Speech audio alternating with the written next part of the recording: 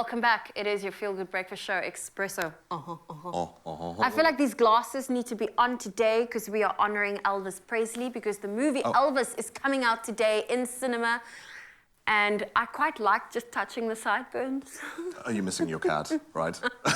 That feel like cat-like. Okay, no, I am not that cat lady, but we are here to talk about the movie Elvis. We touched on it earlier when we were talking about Austin, Butler being casted as the main character. Why? Now we're going to take a look at this movie because I've never seen Tom Hanks in a role like this. You ain't, but I'll tell you what, before we get into the meat and potatoes of it, and apparently the peanut butter banana bacon sandwiches of it. Yeah, the snacks.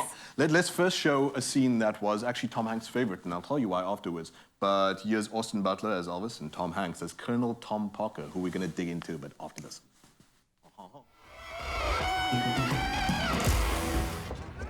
Your future, Mr. Presley, blazing before you. Recording contracts, television, even Hollywood. You're great, Colonel. You are the best person I could ever hope to work with. You know, this is something I ain't never said to nobody before. I believe I can be great, too. Oh, no doubt. But we could be even greater together. But to achieve this, I need to represent you exclusively. Exclusively? Sir, I don't follow. What about Hank Snow? Hank, yes. He sent me here to fire you. Hank wants you off the tour. So I will have to leave Hank. We will both have to make sacrifices. I'm like leaning forward. I'm so caught up in this clip. I'm excited to see this movie. We are talking the movie Elvis. We haven't seen Tom Hanks like this before. I was looking at it. Wow. The makeup, the fat suit. I was like, he looks old. Yeah, and hours of makeup that they did in the mornings and all that kind of business. But like you said, the main thing about how you have not seen Tom Hanks like this before, I defy you, Zoe. I challenge you and South Africa. Name one movie where he's been the bad guy, where he's been the villain. You cannot. Okay, no, not even when he was looking for Wilson, like the ball. Like, felt sorry for the man. The ball was the villain? I mean, if you can solve that, then you know that you basically solved the Da Vinci Code, haven't you? I think his hair was the bad guy in that movie. In this, however, comes as a character called Colonel Tom Parker. And there was a scene that, like I told you, Tom Hanks, for him, that was his favorite scene. The reason why he said is because the music's put to one side. There's no music playing there. The wiggling's put to one side. There's no wiggling playing there. And you get to see in all his glory this young actor, Austin Butler, play out from a more gentle kind of approach. Elvis in just a conversational kind of casual setting where they're securing this deal that he will have exclusive, literally, possibly, ownership. You'll find out when you watch a movie yourself releasing today of what Tom Hanks' character, Colonel Tom Parker, how he treats Elvis. Now, I know every story generally has a villain. Are you now saying that Colonel Tom I will let you make up your mind from what I'm about to tell you about Colonel Tom Parker. Who was the real Colonel Tom Parker? We don't know.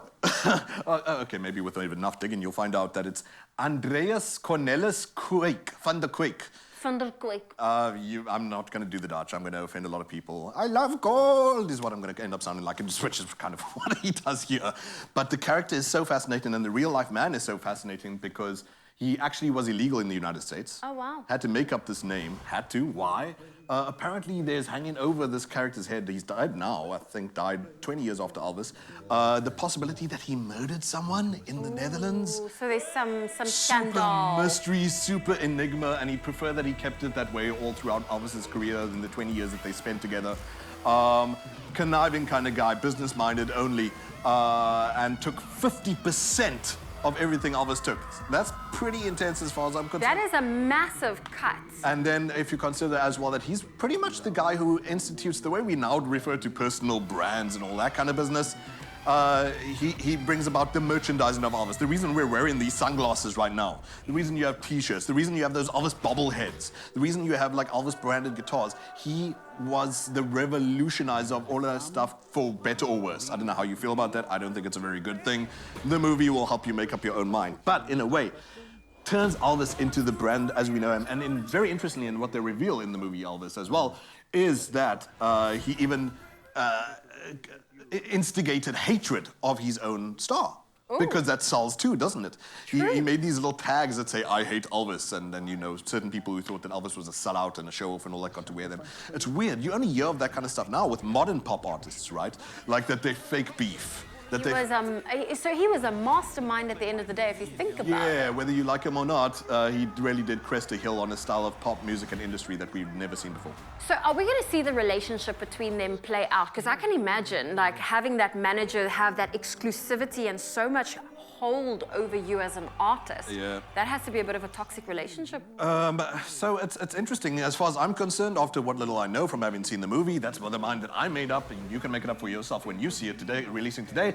But Priscilla Presley, wife of the dearly departed Elvis Presley, said that actually he took care of them, this manager, despite all these crazy misgivings and these strange machinations and manipulations that he made of poor Elvis Presley. The definition of a Stockholm syndrome, where you... Sounds pretty much like it. That's put Stay very loyal well. But tell you what, your abuser. center stage of this movie obviously is Elvis Presley and Austin Butler. Let's have another look at how he got into the character that I spoke about a bit earlier, but here's the man himself from the horse's mouth, from the Crown of the King. Austin Butler, Tom Hanks, and Baz Luhrmann talking about the movie Elvis Presley coming up today. You're looking for trouble? We came to the right place. We all know the icon of Elvis. But what always fascinates me are the intricacies of the human being. And he was the American dream. My daddy was a green-eyed Elvis Presley! Now that's an amazing thing, but that's also problematic when it comes to exploring his life. As Elvis said, Mighty big stage. it's very hard to live up to an image. And Austin went on an extraordinary 3-year journey to discover the human being. Some people wanted to put me in jail because of the way I was moving. I started with just being a sponge, you know, reading every book that I could get my hands on, watching everything and every image that I possibly could find, treating it like a detective, and then also working with a number of different vocal coaches on singing and working on that because the voice is so important with him.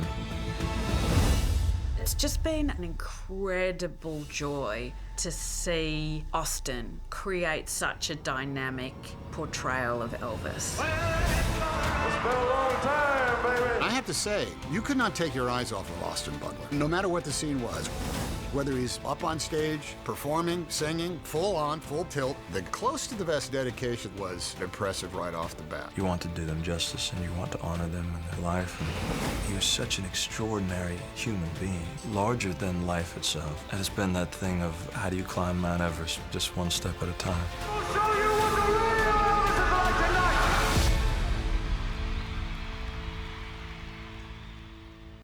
Oh, JP, this movie looks incredible. I was just saying We to you now. got so into it, we actually forgot we wanted to. I really hope, seeing how, just to hear Tom Hanks backing him, having Denzel Washington picking up the phone to also vouch for Austin Butler, I hope in his future endeavors he is able to embody other characters as well as he did this and not be forever known as the guy that played Elvis. Next movie is Dune 2, actually, so I'm excited about that. But Elvis coming out today, check it out. Oh, exciting things. Well, there you have it on your Feel Good Breakfast show.